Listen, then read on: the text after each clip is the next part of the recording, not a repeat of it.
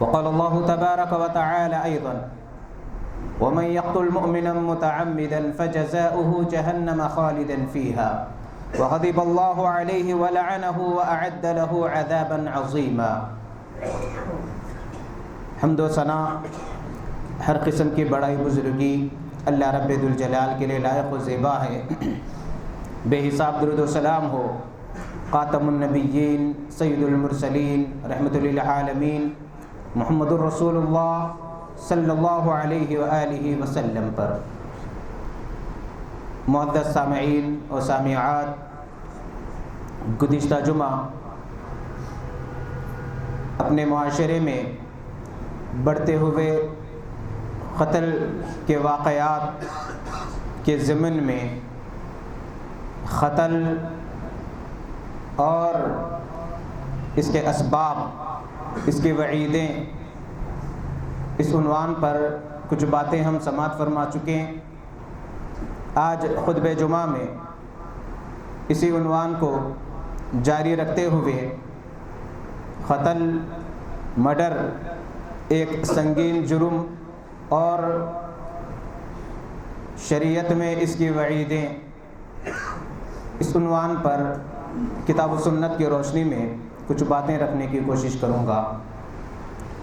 معزز سامعین، چند دنوں میں تقریباً 7-8 قتل کے واقعات سننے میں ملے ہیں۔ بہت افسوس اور بڑا تعجب ہوتا ہے کہ مسلم معاشرہ گناہوں کی پستی میں کس طریقے سے زندگی گزار رہا ہے۔ اللہ رب العالمین قتل کو بہت بڑا جرم، بہت بڑا گناہ قرار دیا قرآن مجید میں۔ رسول اللہ صلی اللہ علیہ وسلم نے سخت وعیدیں واضح کی، لیکن آج چھوٹی چھوٹی معمولی باتوں پر ایک دوسرے کو قتل کرنا ایک عام بات ہو چکی ہے۔ قتل کے کئی اسباب ہیں، انشاءاللہ پھر کبھی ان اسباب پر تفصیل سے روشنی ڈالوں گا کہ قتل کے جو واقعات ہمارے معاشرے میں عام ہو رہے ہیں، اس کے کئی اسباب، کئی وجوہات ہیں، اور اسلام نے قتل کے اسباب کو بھی روک دیا۔ قتل کے اسباب میں سے ایک اہم سبب جھگڑالو مزاج، اسی طریقے سے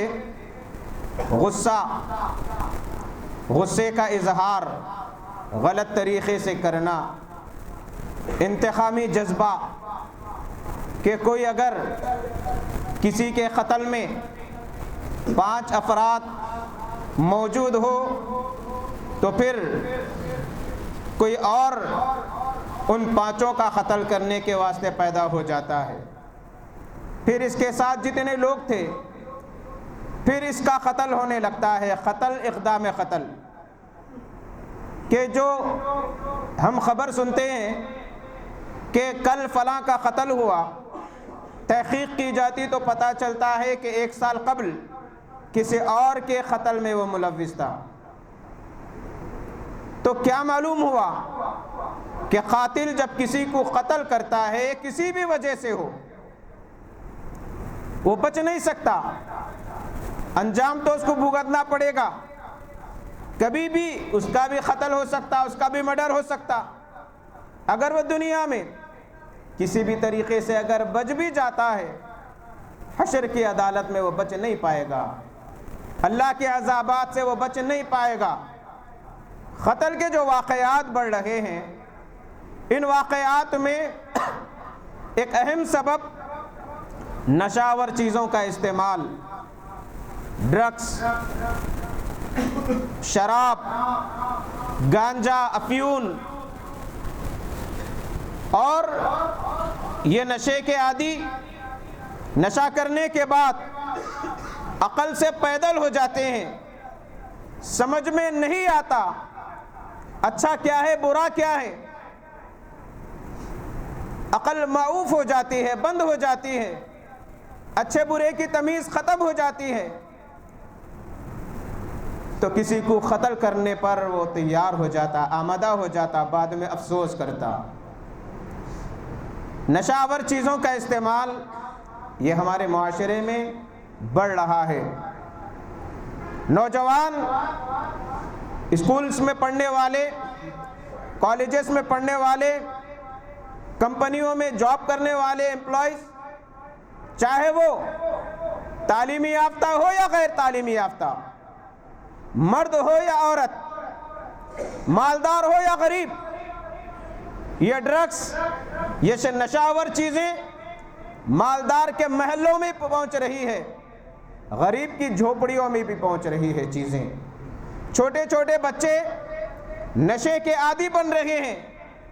بڑوں کا نشہ الگ، بچوں کا نشہ الگ، غریبوں کا نشہ الگ، جس کے پاس پیسہ ہو اس کا نشہ الگ، بڑی کوالٹی کا، اسٹینڈرڈ کوالٹی کا، مہنگا، اور جو غریب ہے ان کا معمولی نشہ۔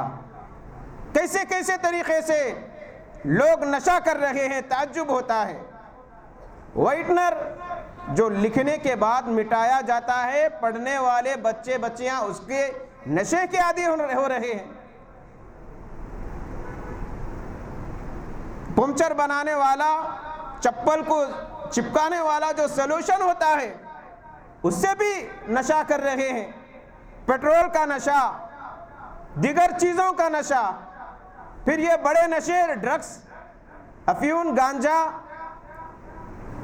اور اس طریقے کے کئی نشے کی چیزیں ہمارے معاشرے میں، گلیوں میں چھپ چھپا کر اس کا کاروبار ہوتا ہے۔ لوگ بیچتے ہیں، خریدتے ہیں۔ قانون کا ڈر ختم ہو چکا ہے، قوانین اپنی جگہ موجود ہے، لیکن رشوت کا جو رجحان ہے، دے کر چھٹ جانا، دے کر معاملہ داری کر لینا، دے کر میلیج کرنے کا جو مزاج بنا ہوا ہے، یہ سزاؤں کو ختم کر دیا ہے، سزا کے ڈر کو ختم کر دیا ہے۔ اور یہ چیزیں کہاں استعمال ہوتی ہے؟ کب استعمال ہوتی ہے؟ رات کی تنہائی میں، اندھیری راتوں میں اس کا استعمال ہوتا ہے، کلبوں میں، یہاں تک کہ قبرستانوں میں تک لوگ شراب پیتے ہیں، بیٹھ کر نشہ کرتے ہیں۔ رات کی تنہائی میں قبرستان عبرت کی جگہ ہے، اللہ کا خوف پیدا کرنا چاہیے، اپنی موت کو یاد کرنا چاہیے۔ قبرستان میں پہنچنے کے بعد دل پر کپکپی طاری ہو جانا، رونگٹے کھڑے ہو جانا، لیکن یہ ڈر ختم ہو چکا ہے، یہ خوف ختم ہو چکا ہے، انسان جانور نما بن چکا ہے۔ قبرستانوں میں نشہ کا استعمال کرتے ہیں، تعجب ہوتا ہے۔ اور راتوں میں جاگنے کا جو رجحان ہے، پوری رات گپ شپ کرتے ہوئے پھرنا۔ دیکھیے کس طریقے سے گلیوں میں پولیس والے ڈنڈے لے کر بھاگ رہے ہیں نوجوانوں کے پیچھے، جیسے چور کے پیچھے بھاگتے ہیں۔ اور یہ جو قتل کے جو واقعات ہوتے ہیں، نشہ کی جو واقعات ہوتے ہیں، منشیات کا جو استعمال ہوتا ہے، وہ راتوں میں ہوتا ہے۔ ماں باپ اپنے بچوں پر نظر رکھے، راتوں میں پھرنے نہ دے، رات میں گھروں میں رہنے کا عادی بنائے۔ رات آرام کرنے کے لیے ہے، سونے کے لیے ہے۔ آج ہمارے معاشرے کا نوجوان رات میں اس کی صبح ہوتی ہے، کب تک چلتی ہے؟ فجر کی اذان تک۔ اذان ہونے کے بعد جو کچھ جوا کھیلا جاتا ہے، نشہ استعمال کیا جاتا ہے، یا دیگر معاملہ داری ہوتی ہے، بیٹھ کر گپ شپ ہوتا ہے، حقے کی مجلسیں جمتی ہیں، دیگر نشاور چیزوں کی مجلسیں جمتی ہیں، گیموں میں لگے ہوئے رہتے ہیں۔ فجر کی جب اذان ہوتی رہتی ہے، نماز پڑھنے کی بھی توفیق نہیں ہوتی، اسی نشے کی حالت میں آتے ہیں، سو جاتے ہیں، اٹھتے کب؟ 4 بجے 5 بجے۔ پھر اس کے بعد پھر یہی مشغلہ۔ دیکھیے کیسے کیسے ویڈیوز آ رہے ہیں، 2 3 بچے، کم عمر بچے آٹو میں بیٹھ کر فونوں میں لگے ہوئے ہیں۔ قبرستانوں میں لگے ہوئے ہیں، گلی کے کونوں میں لگے ہوئے ہیں۔ معزز سامعین، یہ جو قتل کے واقعات، اس کے کئی اسباب میں سے یہ اسباب بھی ہیں۔ سخت وعیدیں رب العالمین نے مقرر کی ہے۔ اس سے قبل ایک بڑی دردناک، ڈرا دینے والی، ہیبت دلانے والی آیت کی تلاوت کی گئی تھی، جس کے اندر اللہ نے 5 وعیدیں، 5 سزائیں، 5 عذابات کا ذکر کیا۔ سورہ نساء آیت نمبر 93 میں اللہ رب العالمین کا ارشاد ہے، وَمَن يَقْتُلْ مُؤْمِنًا مُتَعَمِّدًا، جو کوئی کسی مومن کو جان بوجھ کر قتل کرے، فَجَزَاؤُهُ جَہَنَّمْ، سب سے پہلی سزا اس کا ٹھکانہ جہنم ہے، وہ آگ میں رہے گا۔ آگ کا بستر، آگ کا لباس، آگ کی غذا، آگ کا اٹھنا بیٹھنا، پورے آگ۔ کچھ دیر آگ کے سامنے کھڑ کر دیکھیے، انسان کا جسم دنیا کی آگ کو برداشت نہیں کر سکتا تو آخرت کی آگ کیسے ہوگی؟ 69 درجے خطرناک ہوگی دنیا کی آگ سے۔ پھر یہ ایک نہیں، خالدن فیہا، یہ نہیں کہ جل گیا واپس جنت میں آ گیا عقیدے کی بنیاد پر، عمل کی بنیاد پر، نہیں، ایک طویل وقت تک رہے گا، اللہ جب تک چاہے جب تک۔ وغضب اللہ علیہ، اللہ کا غضب اس پر نازل ہوگا، دنیا میں بھی غضبناک، آخرت میں بھی غضبناک، دنیا میں بھی اللہ ناراض، آخرت میں بھی اللہ ناراض، اللہ کا غضب اس پر رہے گا۔ وہ مبغوض ترین شخص ہے، ذلیل ترین شخص ہے، جو دنیا کے اندر کسی کو قتل کر کے تکبر کے ساتھ زندگی گزارتا ہے، یہ سمجھتا ہے کہ میں اتنا بڑا ہوں، پہلوان ہوں، اتنوں کا مرڈر کیا، لوگ مجھ سے ڈرتے ہیں، مجھے معمول دیتے ہیں، فلاں کرتے ہیں، فلاں کرتے ہیں۔ یہ ذلیل ترین انسان ہے، اللہ کا غضب اس پر اترتے رہتا ہے، اللہ کی لعنتیں برستی ہیں، وَلَعَنَهُ، ملعون ہے یہ۔ اللہ کی غضب اور لعنت، یہ 2 سخت ترین سزائیں ہیں جو دنیا میں بھی اس کے ساتھ لگی ہوئی رہتی ہے۔ زندگی میں برکت نہیں، زندگی میں سکون نہیں، ہمیشہ ڈر رہتا ہے کب مجھے کوئی آ کر قتل کر دے۔ دنیا کے اندر سزاؤں سے تو بچ جائے گا، لیکن آخرت میں بچ نہیں پائے گا۔ پھر اللہ نے ایک اور تاکید کی، ایک اور سزا، وَأَعَدَّ لَهُ عَذَابًا عَظِيمًا، یہ سزائیں کم نہیں بلکہ کئی عذابات اللہ تعالیٰ، اسپیشل ترین سزائیں اس کے لیے مقرر کیا۔ اب وہ کیا ہو سکتی ہے اللہ بہتر جانتا ہے۔ یہ 5 سخت وعیدیں ہیں قاتلوں کے لیے۔ اللہ کے عذابات سے ڈریے، لوگوں کو معاف کرنے کا جذبہ پیدا کیجئے، نشاور چیزوں سے دور رہیے، اور کتاب و سنت پر عمل کرتے ہوئے نیک اور دیندار بننے کی کوشش کریں۔ یہ ایک سزا، ایک وعید۔ دوسری وعید کہ دنیا کے اندر جو سب سے پہلا قتل ہوا، آدم علیہ السلام کے ایک بیٹے قابل نے حابیل کا قتل کیا۔ اللہ کے نبی صلی اللہ علیہ وسلم فرماتے ہیں کہ دنیا کے اندر قیامت تک جتنے قتل ہوتے رہیں گے، پوری کی پوری سزا قاتل کو تو ملے گی، لیکن اس کی سزا، اس کا وبال جو پہلا قتل کیا اس کو بھی ملتا رہے گا، وہ بھی عذابات کا مستحق ہوتا رہے گا۔ تیسری جو سزائیں ہیں، تیسری جو سزا ہے، اللہ کے نبی صلی اللہ علیہ وسلم فرماتے ہیں، عبداللہ بن مسعود رضی اللہ تعالیٰ عنہ حدیث کے راوی ہے، بخاری مسلم کی حدیث ہے، اول ما یقضى بین الناس یوم القیامۃ فی الدماء، قیامت کے دن جو سب سے پہلا فیصلہ کیا جائے گا وہ اسی قتل کا ہوگا۔ حساب و کتاب میں، عبادات میں اولیت نماز کو سب سے پہلی جو پوچھ ہوگی، سوال ہوگا، عبادات میں اور نماز کے بارے میں ہوگا، لیکن حقوق کے معاملے میں سب سے پہلا فیصلہ جو ہوگا وہ یہی قتل کا ہوگا۔ اللہ تعالیٰ وہاں پر انصاف کروائیں گے اور وہاں پر بچ نہیں پائیں گے، کسی کو رشوت دے نہیں سکیں گے، اللہ کے عذاب سے، اللہ کی پکڑ سے بچ نہیں پائیں گے۔ اللہ تعالیٰ انصاف کے ساتھ وہاں پر فیصلہ کرے گا۔ چوتھی سزا، چوتھی وعید، قیامت کے دن مقتول قاتل کو پکڑ کر لائے گا، وہ زخمی حالت میں رہے گا، خون بہہ رہا ہوگا، جس طریقے سے کسی کو قتل کر کے اس کا خون بہایا، وہ قاتل اس کا سر مقتول کے جس کو قتل کیا اس کے ہاتھ میں رہے گا، حشر کے میدان میں اسے لایا جائے گا، رب کے دربار میں وہ قاتل کے سر کو پکڑ کر لائے گا، خون بہہ رہا ہوگا، اللہ رب العالمین سے کہے گا یا ربی قتلنی ھذا سلہ لما قتلنی، الہی اس نے دنیا میں میرا قتل کیا، اس سے پوچھئے کہ اس نے مجھے کیوں قتل کیا تھا، آج مجھے اس کا انصاف چاہیے، وہاں پر انصاف اللہ رب العالمین کی دربار سے ملے گا۔ یہ ہے چوتھی وعید۔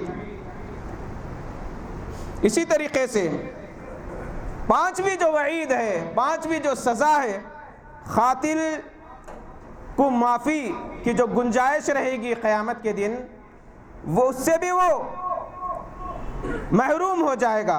اللہ کے نبی صلی اللہ علیہ وسلم فرماتے ہیں، صحیح بخاری کی روایت ہے، لن يزال المؤمن في فسحة من دينه ما لم يصب دما حراما، مومن برابر قیامت کے دن گنجائش میں رہے گا، اگر کچھ گناہ کیا اللہ سے امید رہے گی کہ اللہ تعالیٰ معاف کرے گا، کچھ گنجائشیں رہے گی معافی کی، لیکن اگر وہ کسی کو قتل کر دیتا ہے، قتل کرنے کے بعد جو رعایتیں قیامت کے دن اس سے ملنے والی تھی، ان رعایتوں سے بھی وہ محروم ہو جائے گا، رعایتوں سے وہ محروم ہو جائے گا۔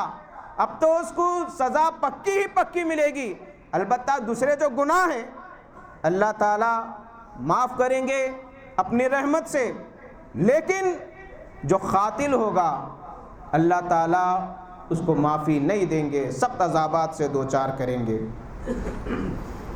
اسی طریقے سے چھٹویں جو وعید ہے کہ قتل کا جو ارادہ ہے اس پر بھی سے گرفت ہوگی۔ اسلام کا جو مزاج ہے، کوئی اگر گناہ کا ارادہ کرتا ہے لیکن گناہ نہیں کیا تو اسے کوئی گناہ نہیں لکھا جاتا، کوئی نیکی کا ارادہ کیا، نیکی نہیں کیا، ارادے پر اسے نیکی کا اجر ملے گا، لیکن قتل کا جو ارادہ ایسا ہے، کوئی قتل کی پلاننگ کیا، قتل کا مکمل ارادہ کیا، ارادے پر اللہ تعالیٰ اسے سزا دے گا۔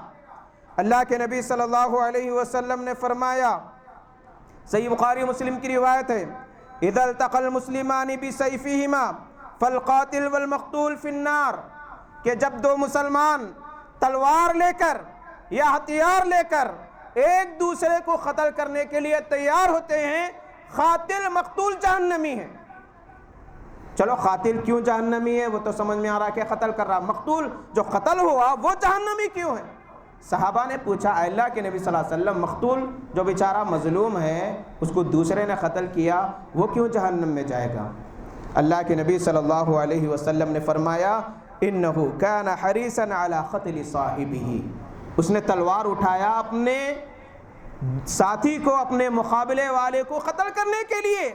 یہ اور بات ہے کہ دوسرے کو موقع مل گیا قتل کا، وہ قتل کر دیا، اگر اس کو موقع نہیں ملتا تو یہ قتل کر دیتا تھا، تو یہ ارادے پر بھی وہ قاتل کی سزا اسے ملے گی۔